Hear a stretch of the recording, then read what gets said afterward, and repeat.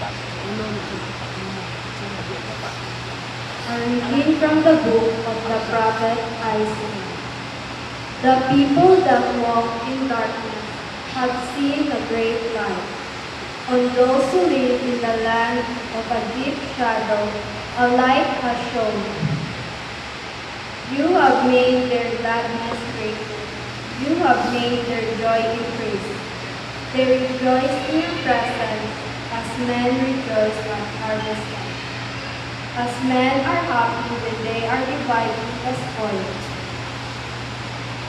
For the yoke that was weighing on him, the bar across his shoulders, the rod of his oppressor, this you break as in the day of Midian.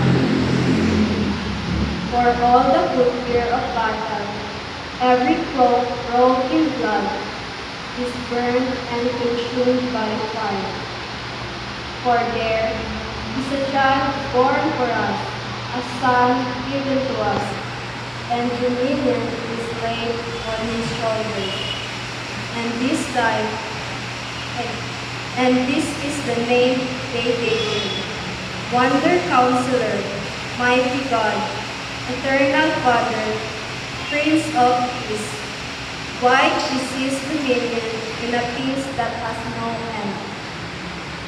For the throne of David and for his royal power, which establishes and makes pure in justice and integrity.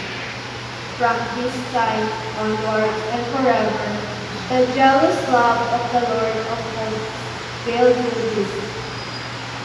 The word of the Lord.